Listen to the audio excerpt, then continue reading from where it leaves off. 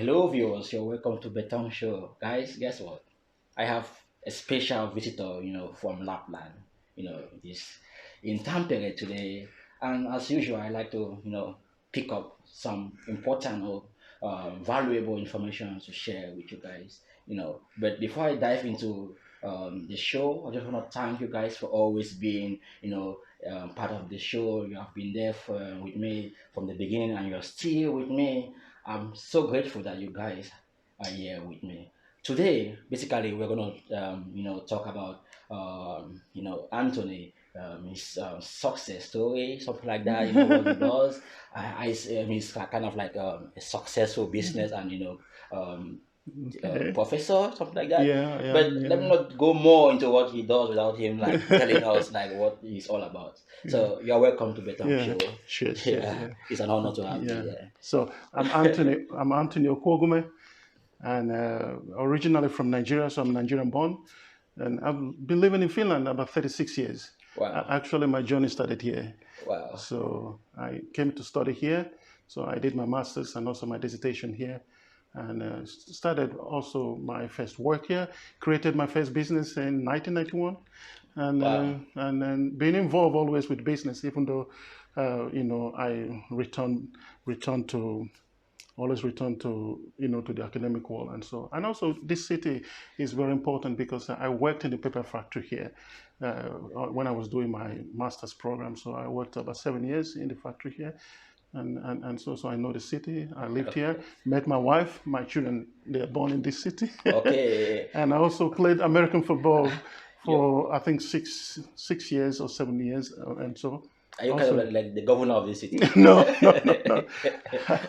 And then I started my teaching career also here, and so I worked also for the University of Tampere, but that time as a researcher and did some Yeah. teaching, and then I shifted to the University of Applied Sciences in the early years. So at that time there were no Tampere University of Applied Sciences was not in existence. Okay. So Okay. so I worked in the joint MBA program with Chevis Business School. So that's actually where I started teaching, and I love. And I said, "Oh, I'm going to start." What was it like?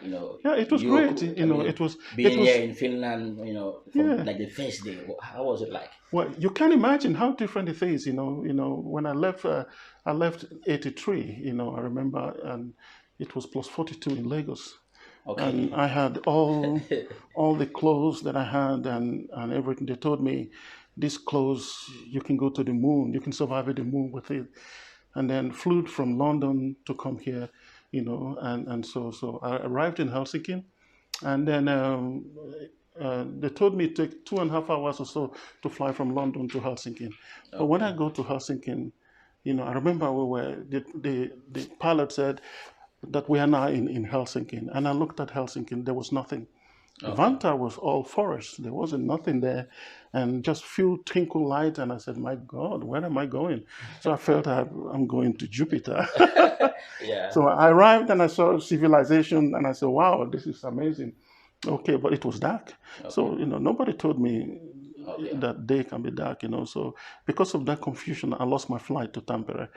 So Okay. and meeting my first cold, and that was shocking. I thought that I'm not going there, and so because I had to go to take a taxi to the to Okay. the Okay. uh, Okay. train station, take a train, Okay. and come Yeah. to Tampere. So that was horrible. Yeah, That was it was nice. shocking, shocking. You mentioned you love business. Before I go to business, Yeah, you are into education.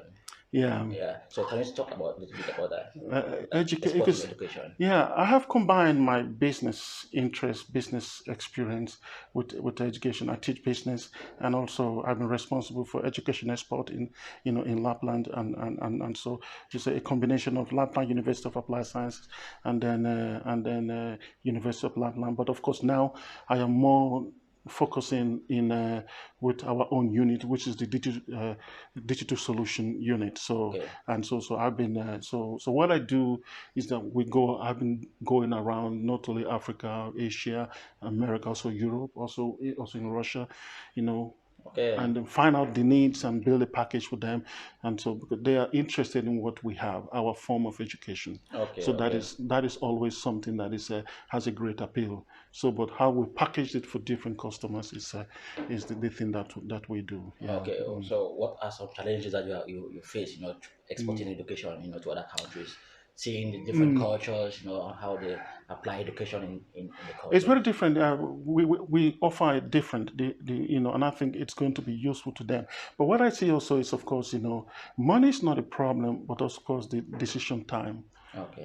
The decision time, and of course, sometime is after when everything has been made, what happens? Okay. What is the follow up? Because also in universities, people change when they get trained, when they can shift to other university. It happens. Also in India, where we have done something with some schools. The people they shift to better pay to compare to university, but that's not our problem. But something always is left. Okay. But it's a huge opportunity. It doesn't matter where. It's that I think every school or every businesses who is involved in that should do. Really Yeah. focus on that. Yeah. Earlier, you mentioned you are trying to, working on helping universities like monetize their program, Yeah. to Yeah. how they can make money. Yeah, in University of License, we have what we call the R&D services.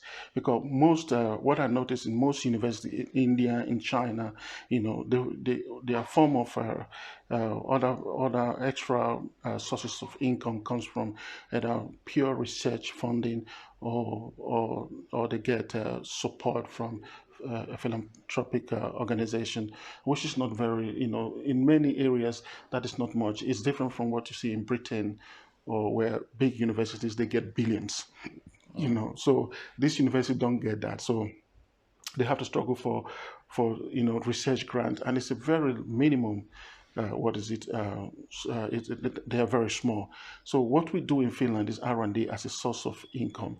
It's something that define how to monetize their also education in a different way apart from getting school fees, and so how to offer development services to local companies and organizations, and so and how to build projects which they can apply for funding, even ask companies to participate to bring money, company, region, government or international organizations to partnership to fund R&D project that will have so many spin-offs, Okay. Oh, that will lead to, creation of new venture, and so many other things, and how to build, a very, what I can say, profitable or valuable, what is economic relations with, okay. with industry. That is really missing, Okay. yeah, Okay. that's really missing. And this Yeah. is something, and even though if they have industry relation, it's all about send us some students, we want to employ somebody, a, a place for internship and for industrial placement, that is all, but Okay. not truly monetization or monetary relationship with them. Yeah. Okay, guys, I told you, Mm. there's lots of information here, and Mm. I will try as much as I can to extract, what I can extract. Okay. And so far, it has been going on well. Oh. Yeah, yeah. Yeah. You're doing, you go to Africa, Yeah, yeah, I go a lot. Yeah. like to To run workshops. workshops, Yeah. and also try to, to do business. You have a Yeah. company here in Yeah. Tampere, In Tampere. Yeah. software company, something like Yeah. that. Yeah. Sure. So, was it so easy for you to just have a company like that in Finland? It's not easy. It's not easy. Like I said, of course, uh, I, doing a business in Finland is not easy. Of course, it's much, much easier now, but also software is also a very difficult area, Okay, okay, because it's, it's one, we always think it's all about technology. It's not all about technology, especially when the buyers are corporate customers, and so it is more than that. So believability, it's a key selling argument. okay, So networking, knowing who you are, and so we have a good team, and still, it's not because we haven't achieved the growth that we should be, or the money. Every projection says we should be making that, and we haven't been able to reach that. But we are working on on it. Okay. You know, so it is not easy, and so working on it, and at the same time we are in the process of internationalizing our activity, and so like I told you, we had a partner in South Africa which we are building a very strong relationship with, and that is also developing. Yeah. Okay. So what do you see, like your company or what you're doing, your ideas for the future, like 3 or 4 or 5 years to come? How do you picture this? Yeah, you know, when you're building a business, you know, you have to, you know, the implementation of the business model takes time. You know, you learn in the process, and so, I think we should, in 5 years' time, I would say, our activities and revenue should be 3 times more. Wow, Because that's good. you know, because you do things in steps. So we have a very clear roadmap, and we think that if we can successfully implement, we don't have any doubt that that won't happen. So I think that we'll be doing well, and hopefully, you know, we do it here in Tampere. Yeah. Has the Finnish language been a problem to you in the beginning, or? I teach in Finnish. I do everything in Finnish, also in English, and you know, I think, like I said, you know, earlier on, I had to learn Finnish, and I went to work in factory when nobody speaks English, so I recognize that, you know, when English is needed, you have to speak Finnish. Okay. Like, I had friends who tells me that if you come to the sauna, please don't use English, speak Finnish. Okay. You know, so it's also a respect to say, Yeah. you know, I'm a Finnish citizen, and I think it's not nice to say I'm a Finnish citizen and I don't speak Finnish. Okay. You Yeah. can't do that in Germany Yeah, or you can do France that. Yeah. or even in America. I'm an American, but I don't speak English. Yeah. So I think it's also, language is very important to understand, to get into the culture, to get Yeah. into Yeah. people. People, yeah. So you do it through language. You know, Yeah. you can't understand Finland if you can't speak Finnish. You know. Kun me puhutaan niin suomeen. Kyllä saa puhua, kyllä se Joo. on hyvä. Joo, mä yritän puhua, mä en Niin. puhu hyvin. Joo. Kyllä se Joo. tarkempi, että sinä puhuu. Joo, Niin. okei, nyt mä haluan kysyä Suomeksi. Saat. Mitä on eri tekee liiketoimintaa Afrikassa ja Suomessa? Totta kai Suomessa kaikki on yksinkertainen ja avoin ja vähemmän byrokraattia ja vähemmän riskiä täällä Suomessa. Ja sitten se erilaiset toimijat täällä Suomessa on vähän erilainen kuin Afrikka. Mutta ei se tarkoita sitten, vaikka sanoa, että Afrikassa on enemmän riskiä. Että riski ei pelkästään, että siellä että ihmiset on epäluotettava ja näitä, ei ole sitä. Se vaan sitten se on vähän erilainen. Joo. Ja se kulttuurit ja toimintakulttuurit on vähän erilainen. Joo. Ja sun pitää tunnistaa niitä ja sitten rakentaa sun liiketoimintaa, että sitten sä voi sopeutua sitten sinne Afrikan. Niin. Mutta on mahdollisuus. On mahdollisuus, siellä on täynnä mahdollisuus. Pitää muistaa sitten, että Afrikan kasvuprosentti on suurempi kuin Aasia ja muualla. Että siellä menee hyvin, vaikka muualla kuulee maailmassa, että siellä kuulee, että taloudellinen tilanne ei ole hyvä. Afrikassa siellä menee hyvin. Mutta paljon suomalaiset yhtiö on pelkää. Kyllä ne pelkää, koska mun mielestä sitten, että kaikki on kasvatu sitten, että Afrikka on näin. Että siellä on köyhyys, siellä on tästä, siellä on tällaiset. Nämä ihmiset on kantanut tällaisen ajatus kyllä niiden liiketoimintaa ja ne ei näe sitten, että se on toivoton alue. Se on kyllä virhe ne tekee, koska ne jää pois. Mutta mä luulen, että on paljon kuulee suomalaisia yrityksiä, mikä niillä on toiminta Afrikassa. Ja sitten kuulee Suomen valtio ja kuulee ne panostaa sitä, että se yrityskansainvälistyminen liittyy sitten, että haetaan nämä mahdollisuus. Ja Afrikka on yksi kohta, mitä ne haluaa panostaa. Mä uskon sitten, että on yritys, mikä lähtee rohkeasta itse hakemaan näitä liiketoiminnan mahdollisuus. Joo. Niin. Kun mä näin Afrikassa, business Afrikassa. Siellä on paljon. On paljon. Niin, joo. On siellä. Mä ajattelen, jos suomalainen kumppani meni siellä. Joo. Mä oon seurannut kyllä paljon. Yksi sitten suomalaisen metsähoito, mikä on osaamisesta. Että se on tosi, sitä tarvitaan. Ja Joo, sitten se joo. Suomi, ja Niin. se, mikä se on, se nämä kertoo, mikä se on, se kiertotalous osaamisesta ja kaiken näitä, se on vahva. Meidän koulutus, se on vahva. Siellä on monta asiaa, mitä voi sanoa, on vahva, mikä tästä voi viedä. Ja kaikki terveyspalvelu ja kaikki sitten tarvitaan. Joo, Ja on kyllä Afrikassa monet maat, mikä kyllä näitä palveluja, niillä on varaa ostaa. joo, Joo, että meillä on kyllä Afrikassa paljon kuule sanotaan social joo, story. joo. Mutta jos haluan neuvoa suomalainen liiketoiminta, joo, mutta mitä voi tehdä, mitä voi sanoa? Kuule, ne pitää lähteä. Joo, Ei tarvi miettiä, koska on kuule kiinalaiset on valtannut kuule Afrikka, koska siellä on mahdollisuus, mutta on mitä kiinalaiset tarjous on erilainen, mitä suomalaiset voi tarjota. Kuule meillä on erikoisosaamisesta ja tästä kuule aina myy. Niin. Ja Afrikassa kuule siellä voi myydä näitä osaamisesta. Totta kai, joo, totta kai. Niin, että kannattaa lähteä. Niin. Guys, I know we have been speaking in Finnish here. Most of you don't understand Finnish. Basically, what we have been trying to talk about is about business differences between doing business in Africa and Finland, and like advice to give Finnish companies. I mean, if those want to go to Africa, So in short, that's what we have been trying to talk about. Yeah, and I think there's a lot of opportunities not only for Finnish companies but also for African companies here in Finland to try to move abroad, or immigrant company, in Finland.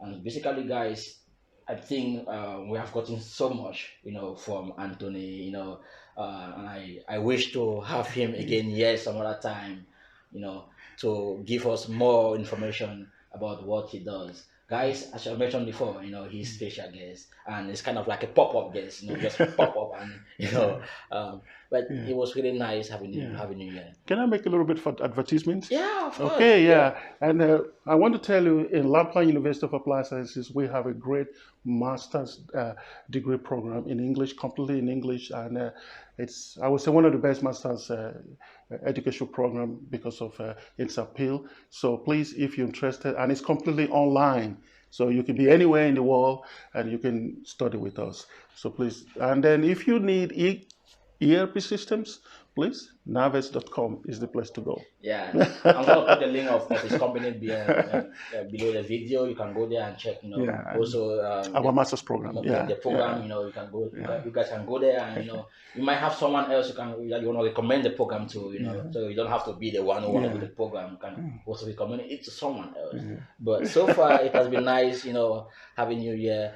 But before we go, I always want to ask this question. Say something to encourage people who are into business and they are like facing some difficulties, or people who want to be into business, and they are kind of like scared. It's not for me. What can you say to them? I want to tell everyone, like I said, I was just telling my friend here, and I said the biggest mistakes that I did in my life is to stay in full-time employment. Instead of taking the risk and completely stay in business over these years, about 36 years that I've been working in Finland, and so please do it. There is nothing like working for yourself. When you go to business, it's profit. When you go to work for somebody else, it's salary, and you get 0.1 of the return. So please take it. And there is always difficulty. No one creates business without difficulty. You have to be persistent and be patient. And remember, and one thing I would say, don't be emotional with your business model. Change your business model when it's not fulfilling the promise. Yeah. Okay? But please take the path of business. You have to do it. Don't be scared of the consequences, because anyway, you have to try before you know if you're going to be successful or not. Yeah. Guys, for all those who haven't yet subscribed to this channel, please do subscribe and hit the bell button so that each time I come up with a new video, you will get it. Also share within your network. Share, because someone out there might benefit from this information, from you if you share. So thank you guys for being with us. Have a nice day. Thank you. Bye-bye. Bye.